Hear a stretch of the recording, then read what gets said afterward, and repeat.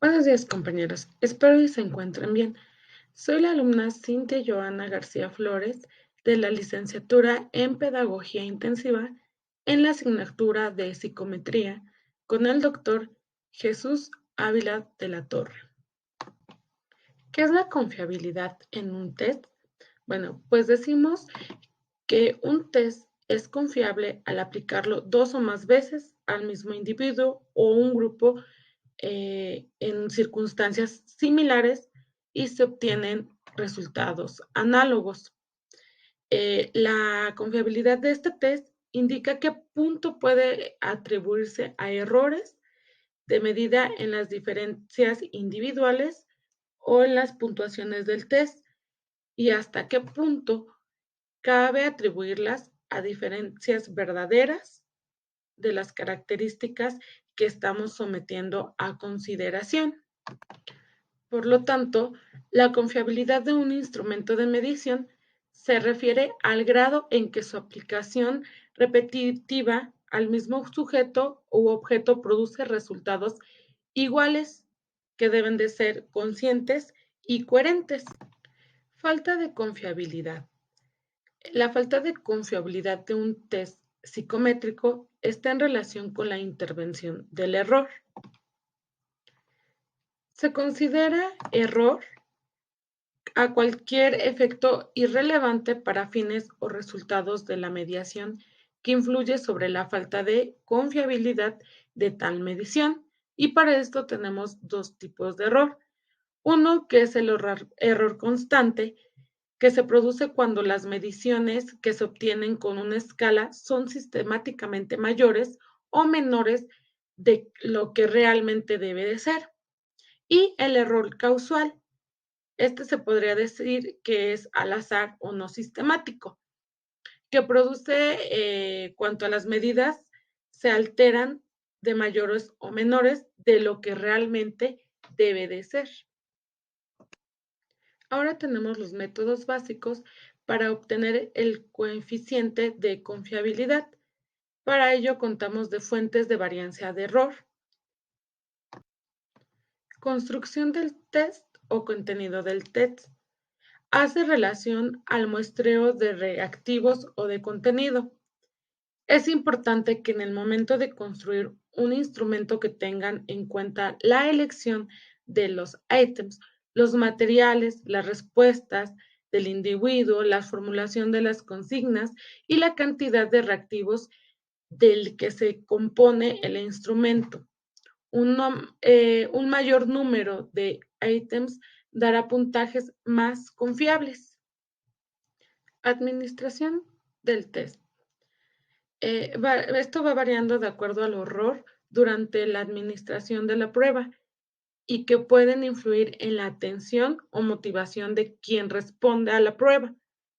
Por lo tanto, sus relaciones ante estas son la fuente de varianza del error. Posteriormente tenemos la calificación e interpretación de las pruebas. Las personas que califican o los sistemas de calificación son fuentes potenciales de varianza de error. Por ejemplo, ocurre cuando diferentes evaluadores utilizan criterios de calificación. ¿Cómo se presenta la confiabilidad de un test psicométrico? El coeficiente de confiabilidad señala la cuantía en que la medida del test están libres de errores causales o no sistemáticos. Un ejemplo sería un coeficiente de 0.97 quiere decir que en la muestra o condiciones fijadas de aplicación del test, el 97% de la varianza de los puntajes directos se debe a la auténtica medida y solo el 3% a los errores aleatorios. Ahora tenemos a los métodos básicos para obtener el coeficiente de confiabilidad. El método de formas equivalentes se aplica en paralelas al test a un mismo grupo de individuos y las dos series de puntajes resultantes se correlacionan con el coeficiente o el producto del momento de Pearson. Posteriormente tenemos al método de test RESET. Este se aplica 2 veces el mismo test a una muestra de individuos. Las dos series de puntaje resultantes se relacionan con el coeficiente de correlación, que es R de Pearson. También tenemos el método de división por límites emparejadas. Este se aplica a una sola vez una muestra. Luego se clasifica por separado los límites de pares, por ejemplo, 2, 4, 6, y los ítems impares, 1, 3, 5. Estas dos series de puntajes resultantes se correlacionan con el coeficiente R de Pearson, pero por haberse dividido el test en dos partes, el resultado debe de ser corregido para arrojar la R de Pearson para todo el test, y esta correlación se efectúa como la fórmula de profecía de Brown. Y por último, tenemos el método de equivalencia racional.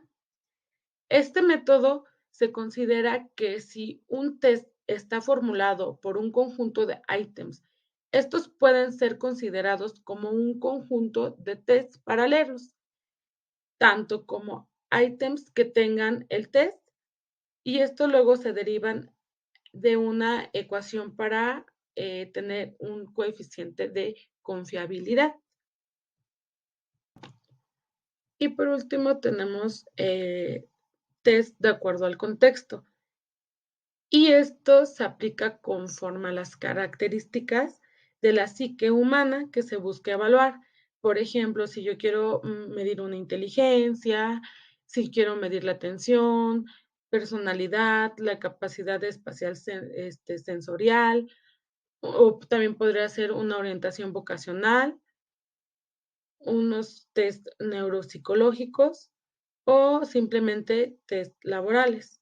Esto ya va de acuerdo a lo que nosotros queremos evaluar, de acuerdo al contexto, sea laboral, sea educacional, sea para, no sé, una orientación vocacional o solamente sea neuropsicológicos.